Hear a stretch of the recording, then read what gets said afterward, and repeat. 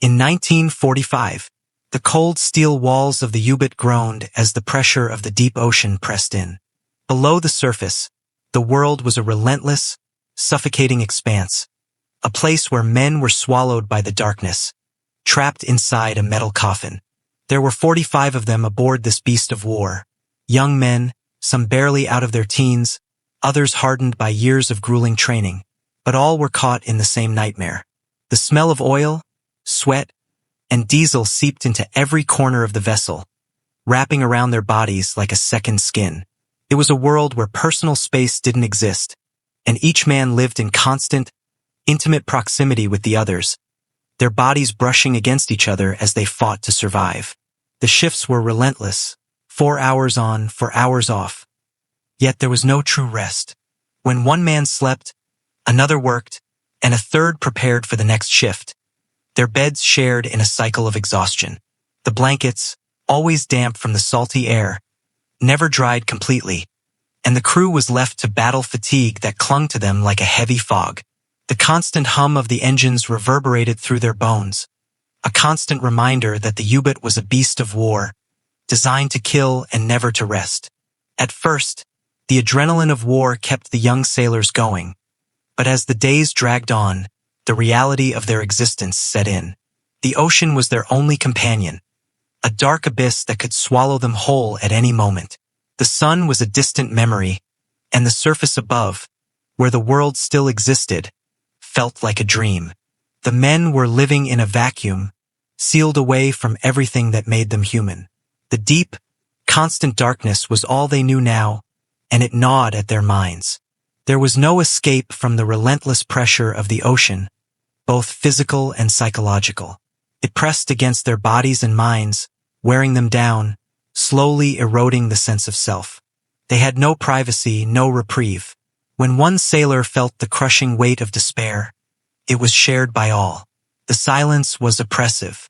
The only sounds were the murmurs of men trying to hold on to their humanity, the soft clinking of metal, the hiss of compressed air, and the occasional muffled explosion of distant depth charges. Every sound, no matter how small, was magnified in the confined space. In this suffocating environment, the fear of death became a constant companion. The men knew the odds. They knew that most of them would never see the surface again. The statistics were brutal. For every 10 men who boarded a U-boat, 7 would never return. But still, they carried on. They had no choice. To refuse was to dishonor the comrades they lived and died beside. To break was to surrender not just to the war, but to the crushing inevitability of their existence aboard the submarine. They fought not just the enemy but the deep. Every mission was a gamble. The only certainty was that they would eventually face death, whether from enemy fire, mechanical failure, or the cold embrace of the ocean itself.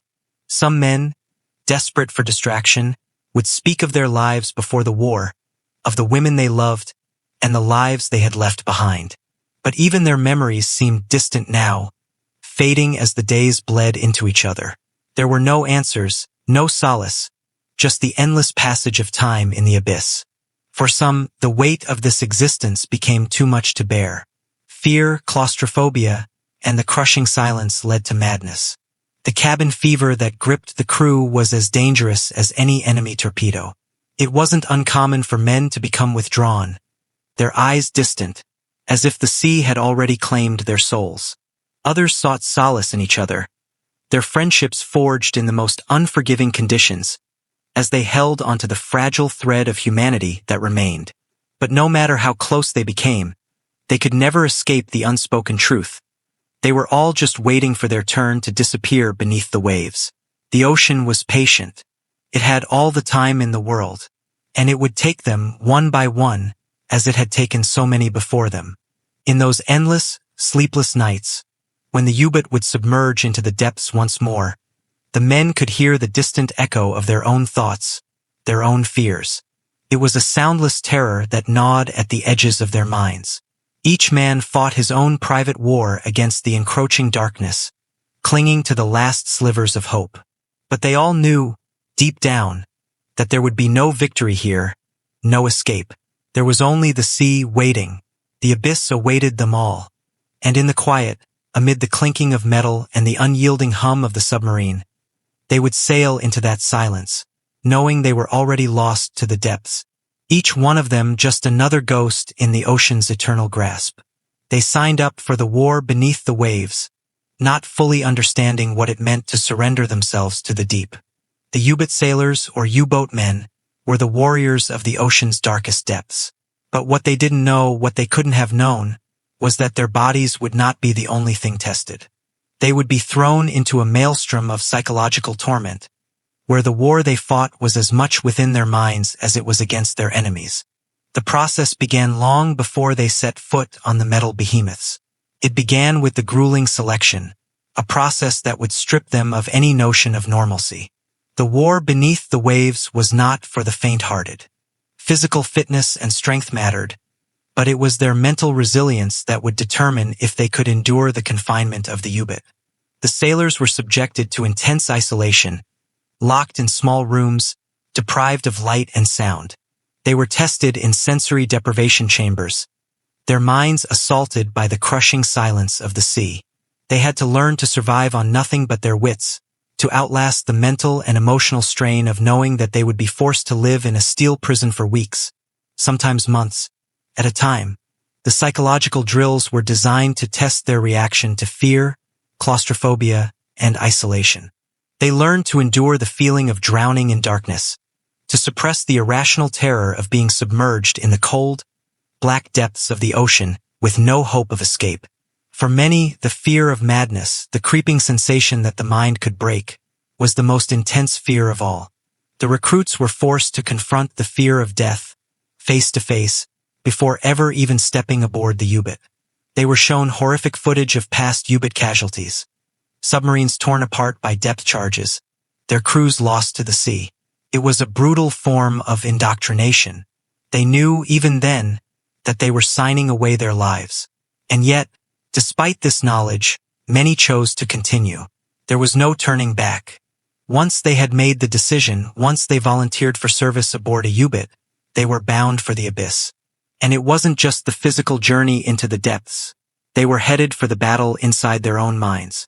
The U-boat demanded more than just endurance. It demanded submission to the dark, to the silence, to the absence of all that was familiar. It was a brutal mental war fought every second of every day. They didn't just fight enemies. They fought themselves. The ocean was theirs, but so was the terror it hid. Silent as ghosts, the U-boats crept through the depths. They moved in packs, a shadowy threat that stalked the convoys of the enemy. The tactic was as deadly as it was ingenious. The wolf pack. A group of submarines would attack from multiple points, overwhelming enemy defenses with precision and terror. This was how the U-boats fought, suddenly, with calculated violence, before disappearing into the depths again, leaving nothing but chaos in their wake. The strategy introduced by Admiral Karl Donitz was revolutionary. It was a tactic that played to the U-boat's greatest strengths: speed, stealth, and surprise. Unlike surface ships, the U-boats could attack and vanish without a trace. The wolf pack allowed them to strike simultaneously from multiple angles, ensuring that even if one submarine was discovered, the others would still have the element of surprise. It was a brutal form of warfare, and in the early years it was overwhelmingly successful. Convoys were torn apart in the darkness, their defenses no match for the relentless onslaught of the U-boats. The early success of the Wolfpack method gave the U-boat crews a sense of invincibility. They struck without warning, disappearing into the fog like phantoms. The success came quickly, and the sense of triumph was intoxicating. Each ship sunk, each convoy obliterated, felt like a personal victory. For the men aboard the U-boats, this was the happy era. A time when death felt distant, when the terror of the deep seemed less pressing than the thrill of the kill. The U-boat crews became legends in their own right. They were celebrated, decorated, and used as propaganda tools by the Nazis. They were the pride of the Third Reich, their feats of destruction turned into myth. Young German men dreamed of joining their ranks, of becoming part of something larger than themselves, something feared and respected. But none of them knew the price that came with it, the toll the war would take not just on their bodies, but on their souls. The initial success brought a sense of invulnerability. They believed they were untouchable. The ocean was their home, and no one could touch them. But beneath the surface, the tides were already shifting. The Allies weren't just waiting for them to strike. They were preparing to fight back. The wolf pack was about to meet its predator. As the war raged on, the U-boats' efficiency would become their curse. The same precision and success that had made them legends would eventually make them targets. What began as a strategy of domination would soon turn into a deadly game of survival. The ocean, once a place of victory, would become a deadly hunting ground. The men of the U-boats would have to adapt, to evolve, or risk being erased from the sea forever. The stakes had changed.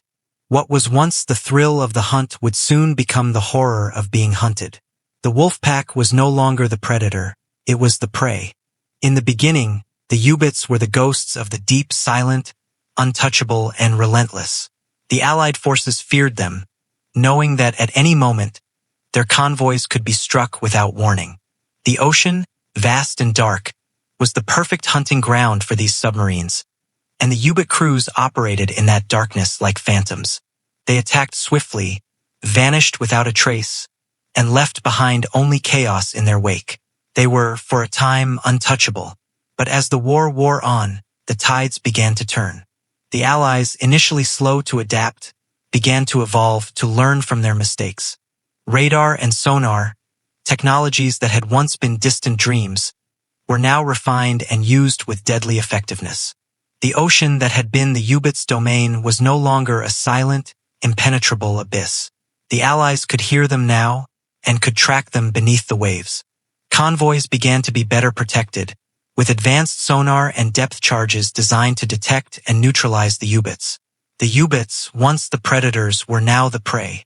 The men aboard them could feel it. The ocean, once a place of power, had turned against them. No longer could they rely on their speed and stealth. They were hunted now, not the hunters. The fear that gripped them was no longer the fear of being detected. It was the fear of being hunted down by a force that had learned to outsmart them.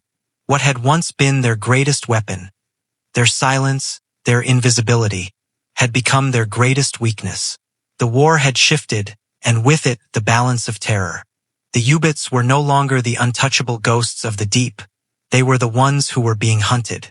The confidence that had defined the U-boat crews, that had carried them through countless successful missions, began to erode. Every dive into the depths, once a mission full of excitement and certainty, now became a nerve-wracking gamble. The sound of sonar pinging, the sudden shock of an explosion, the deep, rumbling shake of a near miss. It all became a constant, nagging reminder that they were no longer safe.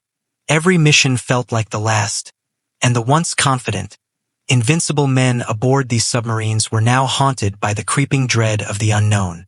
They no longer just feared death from the enemy. They feared the ocean itself, for it was no longer a sanctuary, but a deadly trap. The price of war is often measured in the lives lost, in the bodies that disappear without a trace, swallowed by the sea. For the men aboard the U-boats, this was the daily reality. Over 75% of U-boat sailors didn't return. Of those who did, many came back with more than just physical scars. They carried with them the weight of the men who had disappeared into the ocean's cold embrace. Men they had served alongside, men they had called comrades. For them, the war didn't end when the fighting stopped. The ocean had taken their brothers, their friends, and left behind only the silence of the deep. The psychological toll was immense. There were no final words, no chance to say goodbye. The men who never returned were simply erased, their names and faces swallowed by the ocean. Some of them were lost in the heat of battle, their submarines sinking without a trace. Others simply vanished, swallowed whole by the dark expanse of the Atlantic, never to be seen again. For the men who survived, the cost was a heavy one. They didn't just lose their comrades, they lost a part of themselves. The psychological trauma for these men was unimaginable. The fear, the isolation, the constant threat of death.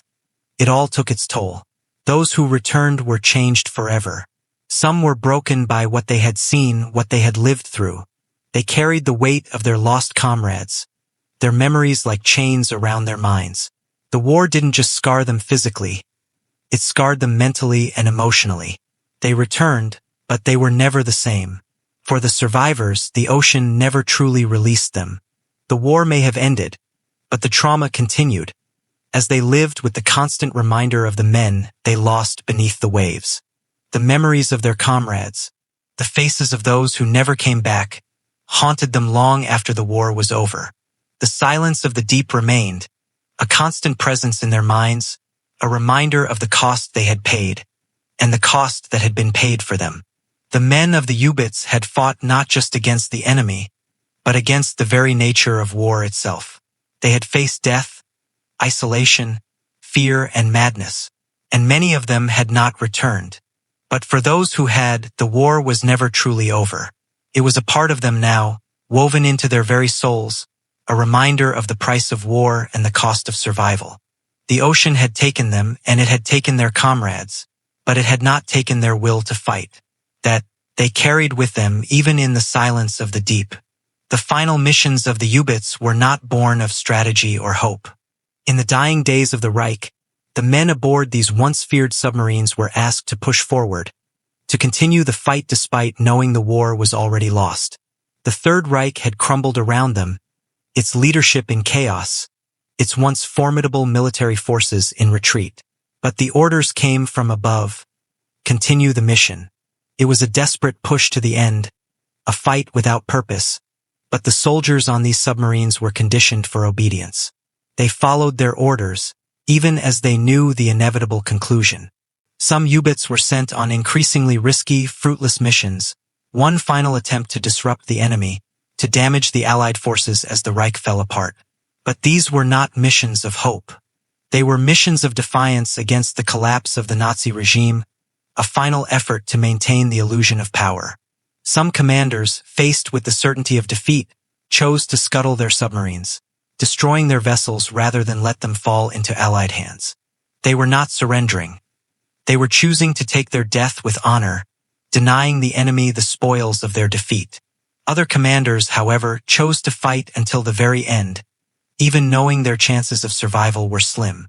They made harrowing decisions to push forward into increasingly perilous waters. Some were surrounded by enemy forces, cut off from escape, knowing that death was closing in. Their only choice was to fight and hope for the impossible, that their last act would somehow tip the scales, that they might escape into the depths, unseen and undetected, one last time. But these last-ditch efforts were futile. The Allies were too advanced, the sea too treacherous, and the men aboard the Yubots too exhausted to continue the fight. In those final moments, the submariners faced not only the enemy, but the collapse of their own reality. They had seen the war turn against them. They had watched the might of the Third Reich falter and break apart. Yet they were still out there, in the cold waters of the Atlantic, fighting a war that no longer made sense. Some would die with their heads held high, and others would simply disappear beneath the waves, swallowed by the ocean they had once ruled. When the war ended, the world that had been shaped by these ghost ships, the Yubots, was left in ruins. The once feared submarines that had haunted the depths of the Atlantic were now abandoned, rusted husks of steel, drifting in the waters of forgotten graves. They were no longer the silent predators they had once been, but rather symbols of a collapsing empire, lost to time and the tides. The ocean had claimed them, and with them, the stories of the men who had sailed inside. Operation Deadlight, one of the largest naval disarmament efforts in history, was launched with the sole purpose of erasing the Yubots from existence.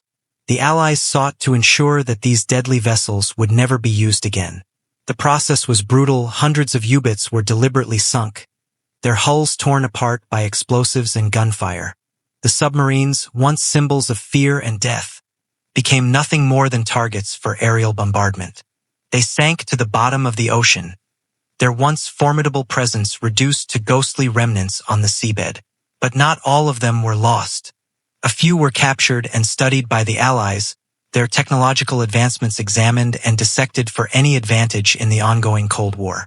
The Type 21, in particular, sparked interest for its revolutionary design. An underwater vessel that could stay submerged for longer periods, faster and quieter than anything that had come before. These technological treasures would go on to influence future submarine designs, laying the groundwork for the nuclear submarines of the post-war era. For the surviving U-boat sailors, the end of the war did not mean closure. Their comrades were gone, swallowed by the ocean. Their fates left a mystery or simply erased from history. The men who returned were left to carry the trauma of the deep within them, their lives marked by the weight of what they had experienced. But the world didn't want to remember them. They were abandoned, forgotten in the rush of rebuilding and the need to move forward. For years, these men were left to deal with the emotional wreckage of war in silence.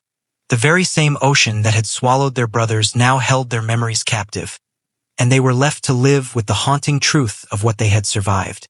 The war was over, but for the submariners, the psychological scars remained. Some U-boats, however, did survive, not as machines of war but as historical relics. Their remains became part of the legacy of the war. Floating museums, monuments to the men who sailed within them, and to the era they represented. Submarines like the U-505, captured by the U.S. Navy before the end of the war, were preserved and displayed for the public. These vessels became symbols of the past, reminders of the silent terror they had once invoked. Today, U-505 is on display at the Museum of Science and Industry in Chicago, a haunting reminder of the deep, where men lived and died, and where the legacy of the U-boats still lingers. But for the rest, the wrecks that lie scattered across the ocean floor, their stories will remain lost to time, sinking deeper into the abyss. The ocean has claimed them as it has claimed so many before. The men who once sailed these vessels will never return, their names fading into history. Yet the wrecks, the rusted husks, and the silent remains of these submarines serve as their only legacy. They will never speak, but they will never be completely silent. The ghosts of the U-boats remain beneath the waves, waiting to be rediscovered. For decades, the U-boat U-869 was nothing more than a legend, a mystery swallowed by the deep ocean. It was officially lost to the world in the final days of World War II, its fate sealed by the tumultuous, chaotic conclusion of the conflict. The German submarine had been reported missing, its last known location somewhere near the coast of Morocco, but no one knew for sure where it had gone. Its disappearance was covered up by war's end, its wreckage seemingly swallowed by the sea without a trace. But the ocean has its secrets, and for those who dare to seek them, it is full of mysteries waiting to be uncovered. In 1991, a group of technical divers, driven by an obsession with shipwrecks and history, set out to explore the waters off the coast of New Jersey. They had no idea what they would find, no idea that the wreck they would discover would rewrite history. The first clue came when the divers, surveying the area, noticed an anomaly on the sonar, a large, metallic structure buried beneath layers of sand and silt. Initially, they thought it was another wreck, maybe from the 18th or 19th century. But as they descended into the murky depths, what they found was nothing like they had anticipated. The shape was unmistakable, a German U-boat, its sleek form still recognizable even after all these years. The wreck of U-869, half-collapsed yet astonishingly well-preserved, lay there in the deep, its secrets long hidden. The divers cautiously explored the wreck, discovering that it was the very submarine that had been thought lost to history. The realization hit them hard. They had stumbled upon a ghost ship, a vessel that had been missing for nearly half a century, now sitting in an eerie grave beneath the ocean. The wreck itself was a dark, haunting reminder of the past. The divers carefully entered the torpedo compartment, their flashlight beams illuminating tools and machine parts still inscribed with German serial numbers. But it wasn't until they uncovered a valve marked with U-869 that the truth became undeniable. They had found the lost submarine. The discovery forced historians and researchers to re-examine what they knew about the war. The mission of U-869, once a mystery, was now open to investigation. Documents were cross-referenced, war logs checked, and conflicting accounts analyzed. The mystery of why the U-869 had ended up in this remote location, far from its original orders, puzzled experts. Some speculated that it had been rerouted due to the chaotic nature of the war's final days. Others believed it had been part of a desperate final mission, a last attempt to strike at the heart of the Allied forces before the inevitable surrender of the Reich. But the truth was elusive, and the deeper the researchers dug, the more they found that the official records of U-869's final mission were incomplete or contradictory. The mystery surrounding this lost U-boat only deepened as time passed. The wreck itself had become an enigma, an object that had held its secrets for decades, hidden away by the vast, oppressive depths of the ocean. Yet, the most striking element of the discovery was the haunting reminder it gave of the war fought beneath the surface, the lives that were lost in the dark, the men who had disappeared without a trace. The ocean had claimed them, but it had not forgotten them. The wreck of U-869, still silently resting on the seabed, spoke volumes about the war fought in the depths. The U-boats, once instruments of terror, were now ghost ships, silent witnesses to a forgotten war.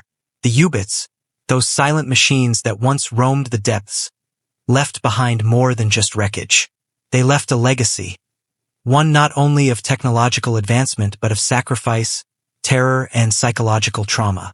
They reshaped naval warfare, introducing a new form of undersea combat that would influence submarine design for decades to come. The cold, steel giants that once ruled the deep gave way to modern nuclear submarines, their designs and innovations quietly absorbed into the framework of the post-war naval world. Yet, the legacy of the U-boats was not just technical, it was psychological.